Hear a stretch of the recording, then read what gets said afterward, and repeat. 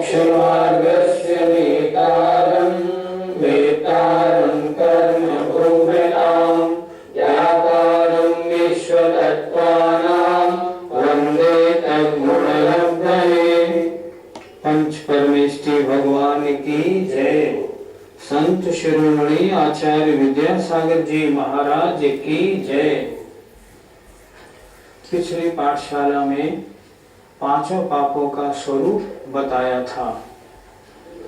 उन पांचों पापों का त्याग करने वाले व्रती होते हैं।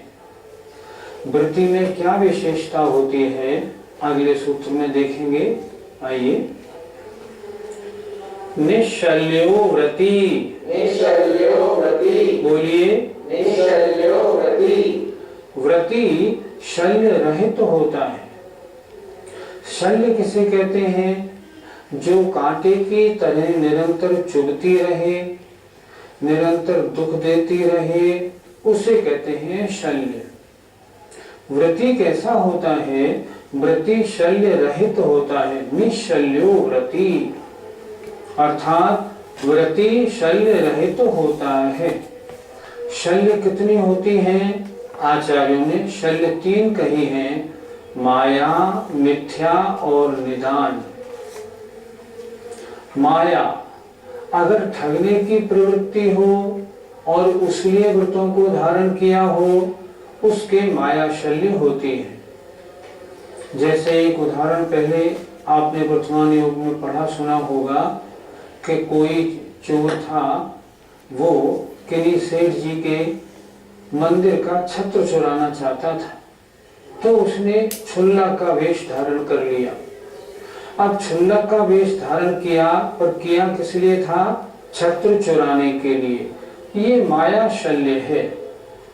ऐसे जीव के निरंतर ये बात चुभती रहती है कि कोई मुझे पकड़ तो नहीं पा रहा, मेरी चर्या ठीक तो है ना, सब लोग मुझे बिल्कुल क्षुल्लक मान तो रहे हैं ना। ऐसी प्रवृत्ति जो रहती है माया शल्य है। ऐसा व्यक्ति व्रतों का पालन क्या करेगा और क्या उसकी प्रवृत्ति अच्छी होगी? माया शल्य। दूसरा मिथ्या शल्य। मिथ्या का मतलब श्रद्धांत तो नहीं है, किंतु अन्य कारणों से अगर व्रतों को धारण किया है, क्या बताएं, फंस गए, वो तो इनकी देखा देखी हमें व्रतों को धारण करना पड़ा।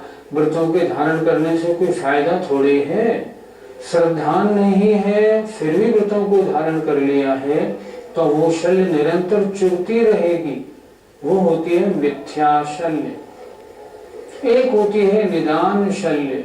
निरंतर मैंने व्रतों को धारण इसलिए किया है कि इस समय इस जन्म में मेरी प्रसिद्धि हो, मेरी प्रतिष्ठा हो, चारों ओर मेरा नाम हो जाए और अगले जन्म में मुझे स्वर्ग मिले। जिनके ऐसे निरंतर परिणाम हैं उनकी होती है निदान शल्य। व्रती कौन होता है? जिसके इन तीनों में से एक भी शल्य ना हो। फिर एक बार देखें, शल्य 3 होती हैं। माया शल्य, जहां ठगने की प्रवृत्ति हो। मिथ्या शल्य, जहां तत्व श्रद्धा नहीं हो पर व्रतों को धारण कर लिया या करना पड़ा हो।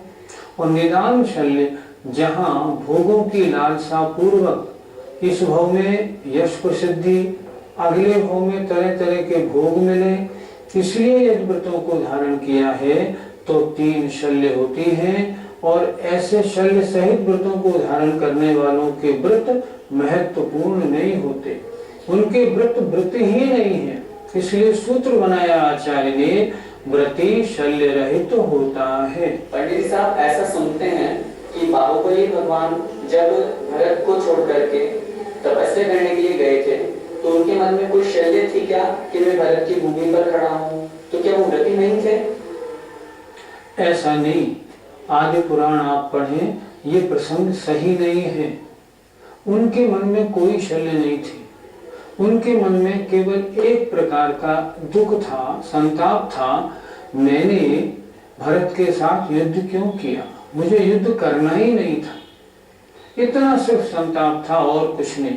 शल्य नहीं। वे तो सर्वार्थ सिद्धि से आए हुए थे, महान मुनि महाराज थे, महान सम्यक दृष्टि थे, उनके बारे में ऐसा सोचना ही ठीक नहीं। वे निश्चल्य रहित, शल्य रहित थे बिल्कुल। व्रती कितने प्रकार के होते हैं? अगले सूत्र में कहा गया है अगार्य नगारश्च। अगार्य नगारश्च, बोलिए अगार्य नगारश्च। व्रती दो प्रकार के होते हैं, अगारी और अनगार।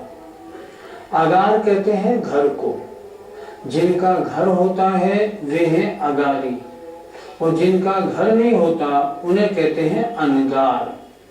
या हम ये भी कह सकते हैं एक श्रावक और एक मुनि, दो तरह के व्रती होते हैं, अगारी और अनगार। सूत्र का अर्थ देखें, अगार्य नगारश्चो, अर्थात व्रती दो प्रकार के होते हैं, अगारी जिनका घर होता है, अनगार जो घर छोड़ चुके होते हैं, अर्थात श्रावक और मुनि। इस तरह दो प्रकार के व्रती होते हैं। जो अणुव्रतों को धारण करते हैं वे श्रावक होते हैं, जो महाव्रतों को धारण करते हैं वे मुनि होते हैं। विधि साहब, यदि किसी ने घर छोड़ दिया हो पर घर से ममत्व भाव ना छोड़ा हो तो वो अगारी है या अनगारी? एक होता है द्रव्य घर, एक होता है भाव घर। उसने द्रव्य घर तो छोड़ दिया पर अभी भाव घर नहीं छोड़ा। ममत्व तो उसके है, इसलिए अभी वो अगारी ही माना जाएगा। अनगार कैसे माना जाएगा? नहीं माना जा सकता। हमने 2 माला का और पूजा का नियम लिया है, तो हम व्रती माने जाएंगे या नहीं माने जाएंगे? 7वें अध्याय का पहला सूत्र क्या था? हिंसा नृतस्तेया ब्रह्म परिग्रहेभ्यो विरतिर्व्रतम और देश सर्वतोणु महति। 5 पापों का एक देश त्याग करने वाला अणुव्रती सर्वदेश त्याग करने वाला महाव्रती है। आपने 5 पापों के त्याग का नियम नहीं लिया, इसलिए आपकी संज्ञा व्रती में नहीं आएगी। आपने ये नियम लिए हैं, ये प्रतिज्ञा ली है, इनसे आपको पुण्यबंध होगा, ये ठीक है, लेकिन व्रती आप नहीं कहलाएंगे। व्रती तो जब कहलाएंगे जब 5 पापों का स्थूल या पूर्ण रूप से त्याग किया जाएगा। श्रावक कैसा होता है? अगले सूत्र में आचार्य ने कहा है अनुव्रतो गारी। अनुव्रतो गारी, बोलिए अनुव्रतो गारी। अगारी माने श्रावक। श्रावक कैसा होता है? अनुव्रती होता है, अर्थात वह पापों का एक देश त्याग करने वाला होता है। कैसे? जैसे अहिंसा व्रत धारण किया है,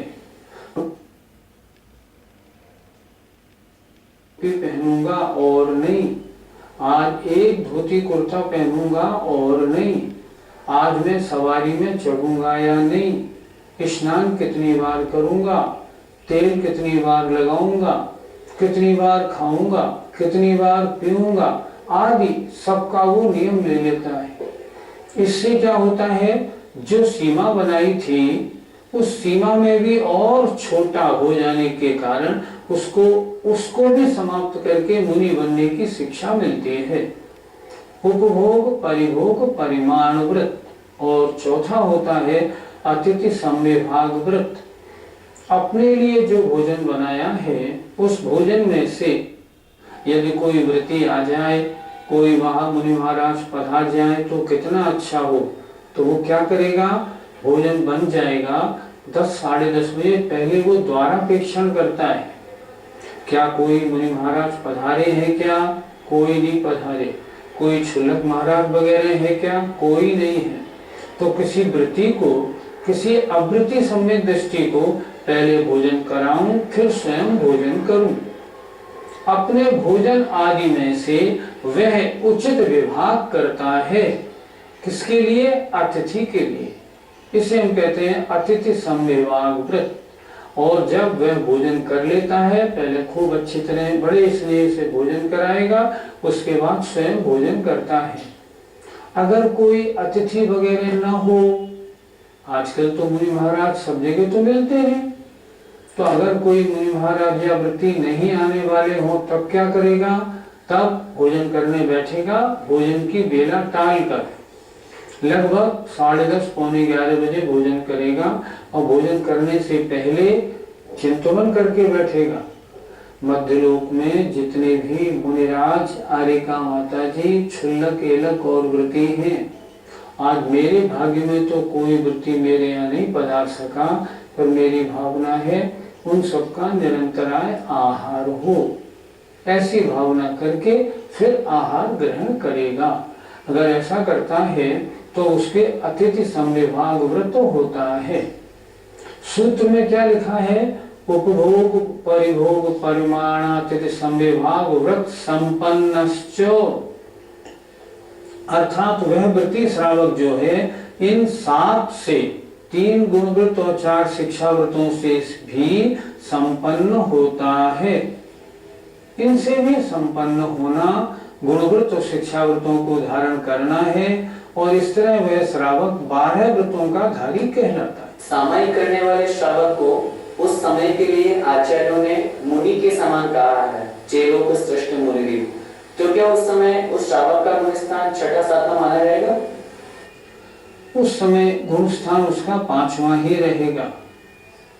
आचार्यों ने कहा है उपचार से मुनिवत है। उपचार किसे कहते हैं? मुनि नहीं है पर मुनि जैसा है।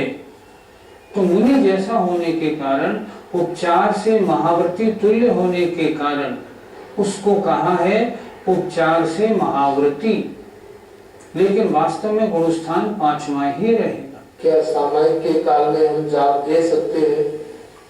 सामायिक शब्द बना है समय से। समय माने होता है आत्मा। सामायिक का मतलब होता है उतने समय तक अपनी आत्मा के पास रहे। सबसे श्रेष्ठ तो यही है कि उतने समय तक आत्मचिंतन, अपने स्वरूप का चिंतन किया जाए।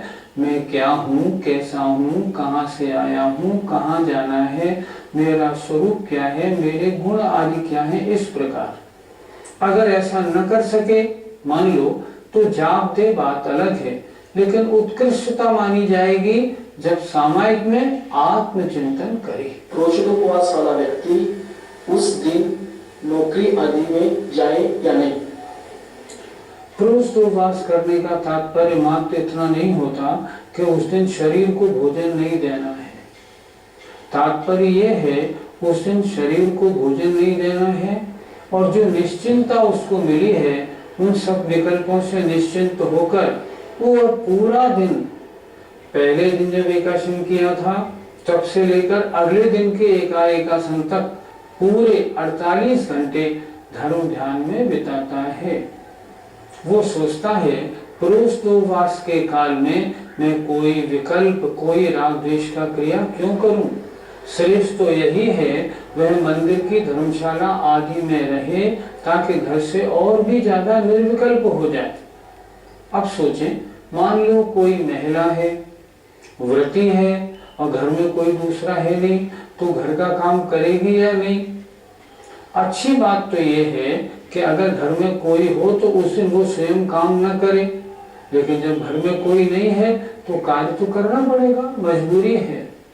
लेकिन कार्य करते समय भी चिंतन वह अपना अच्छे से अच्छा रखे और भाव ये बनाए कि अगर मैं ये काम न करती तो आज समस्त आरंभों से रहित होकर कितना पुण्य संचय होता। भाव तो उसको वही रखना है। उपवास के दिन यदि हम पानी पी लेते हैं तो क्या वह उपवास कहलाएगा या नहीं? आचार्यों ने अगर उपवास के दिन जल ले लिया है आपने तो उसको उन्होंने अनुपवास कहा है, उपवास नहीं। उपवास की परिभाषा क्या है? चारों प्रकार के आहार का त्याग करना। जल पीना भी तो आहार है। पेय पदार्थ का आपने आहार लिया तो चारों प्रकार के आहार का त्याग कहाँ हुआ? वो उपवास नहीं माना जाएगा। इस सूत्र में एक शब्द और ध्यान देने योग्य है, उपभोग परिभोग परिमाणातिथि संविभाग व्रत संपन्नश्च। यहाँ च क्यों दिया? च का मतलब होता है वह अंतिम समय में संलेखना करने वाला भी होता है। उस च को आचार्य ने स्वयं अगले सूत्र में व्याख्या कर दी है। देखिए, मारणांतिकीम संलेखनाम जोशिता मारणांतिकीं संलेखनां जोषिता। बोलिए, मारणांतिकीं संलेखनां जोषिता। मारणांतिकीम अर्थात मरणांत उपस्थित हो जाने पर, जब ये विश्वास हो जाए अब ज्यादा समय जीवन शेष नहीं है, तो ऐसे मरणांत उपस्थित होने पर संलेखनाम संलेखना को जोशिता प्रीति पूर्वक, बड़े प्रयत्न पूर्वक, बड़े उत्साह पूर्वक धारण करने वाला होता है। वो क्या सोचता है, मैंने जीवन भर जो भी धार्मिक कार्य संपन्न किए, अपनी इस पर्याय का मैंने जो भी अच्छा कार्य, अच्छा काम में लगाने का कार्य किया, अब उसकी परीक्षा का समय आया है, अब मरणांत उपस्थित है, अतः मैं विधिवत संलेखना करूंगा। संलेखना के लिए क्या करेगा, जब उसे मालूम पड़ता है कि मेरे अब शरीर की शिथिलता प्रारंभ हो गई, अब ज्यादा जीवन शेष नहीं, तब वह मुनि महाराज के निकट जाता है। महिला हो तो आरिका माता जी के पास जाती है और निवेदन करती है कि हे प्रभु, अब मेरा शरीर शिथिलता की ओर जा रहा है। भावना तो उस श्रावक की क्या होनी चाहिए कि जब तक उसके हाथ पैर ठीक हैं, जब तक युवावस्था है, तभी तक वह मुनि या महिला हो तो आरिका पद को धारण कर ले। अगर धारण नहीं कर पाया है मान लो, तब मरणांत उपस्थित होने पर संलेखना को प्रीति पूर्वक धारण करता है। वो सोचता है अंत समय मेरा बहुत अच्छा जाना चाहिए, और इसीलिए उन्होंने जोशिता शब्द दिया, प्रीति पूर्वक धारण करता है। योग्य जो निर्यापकाचार्य अर्थात आचार्य मुनि महाराज हों, जिन्होंने बहुत सी संलेखनाएं कराई हों, उनके पास जाके अपना निवेदन करता है, महाराज अब मेरी आयु ज्यादा शेष नहीं है, अतः मेरी संलेखना के लिए मुझे क्या करना है वो समझाइए। तब वो महाराज उनको संलेखना का सारा विधि विधान बताते हैं। सबसे पहले सारी संपत्ति को छोड़ो, सबसे क्षमा याचना करो, क्षमा याचना करके हमारे पास आ जाओ, यहाँ आने के बाद मुनिपद या क्षुल्लक अवस्था धारण कर लो, और उसके बाद धीरे धीरे क्रम से निर्विकल्प होते हुए समस्त भोजन छोड़ते छोड़ते छोड़ते छोड़ते लास्ट में उपवास करते हुए शरीर को भी छोड़ देता है। ऐसा वह श्रावक होता है। कोई व्यक्ति कोमा में आ गया हो और अंत समय में अगर उसके कपड़े उतार दिए जाएं, तो क्या उसकी संलेखना मानी जाएगी? वर्तमान समय में ऐसा देखा जा रहा है, क्या माने? आप खुद सोचो, हमसे क्यों पूछते हो? अंतिम समय उसका हो चुका, अब उसको ज्ञान नहीं रहा, विवेक नहीं, समझ नहीं, अब उसको चाहे कपड़े उतारो, उसके परिणामों में क्या अंतर आना? होना क्या चाहिए, जब अंतिम समय निकट आ जाए, मान लो किसी जीव को कैंसर हो गया है, डॉक्टर ने कह दिया अब आप लाइलाज हैं, 10-5 दिन का जीवन है, आपको जो करना है वो करें, तुरंत निर्यापकाचार्य के पास जाएं और उनसे कहें भगवान अब मेरा समय थोड़ा रह गया है, मुझे मुनि बना दो। सुना है हमने और पढ़ा भी है कि जब तक वह जीव मुनि अवस्था धारण करने के बाद स्वयं 2 दिन तक आहारचर्या करने न जाए, उसकी मुनि अवस्था में समाधि मानी ही नहीं जाएगी। कम से कम 2 दिन उसे खुद अपना केशलोच करना चाहिए और 2 दिन उसे चर्या करनी चाहिए, आहार लेने स्वयं जाएगा तब मानी जाएगी। व्रत और नियम दिलाए जाते हैं जब होश आवास ठीक हो। जब होश ही नहीं है, आप उसका केशलोच कर दें, कपड़े उतार दें, उससे क्या फर्क पड़ना है? फिर भी नुकसान तो नहीं है ना। मतलब हो सकता है इस बहाने से उसके कोई परिणामों में वैराग्य आ जाए, अतः करने में आपत्ति नहीं, पर यह उचित नहीं है, पहले ही ये कार्य होना चाहिए। आज हमने क्या पढ़ा? आज हमने पढ़ा वृत्ति 2 प्रकार के, श्रावक और मुनि। श्रावक जो होते हैं और मुनि जो होते हैं शल्य रहित होते हैं। श्रावक 5 अणुवृत्त, 3 गुणवृत्त, 4 शिक्षावृत्तों का धारण करने वाला होता है, और मरणांत उपस्थित होने पर संलेखना करने वाला होता है। हम और आप सभी गृहस्थ हैं। भावना तो ये रखें कि हम कब मुनि या आर्यिका बने, और यदि इतना नहीं हो पाए तो कम से कम अपना जीवन व्रतपूर्वक संयम पूर्वक थोड़ा बहुत तो गुजारें, और ये भावना रखें अंत समय संलेखना करनी ही है। अपने घर में सब बच्चों से बड़ों से कह के रखें, मुझे अंत समय नरसिंह होम नहीं ले जाना। जब मेरा अंतिम समय आए तो उन महाराज या उन माता जी के पास ले जाकर मेरी समाधि करा देना, और स्वयं मरणांत से पहले उनके पास जाके समाधि ले ले। भावना ऐसी करें आप भी और मैं भी कि हमारी अंत समय विधि पूर्वक संलेखना हो। जय जिनेन्द्र।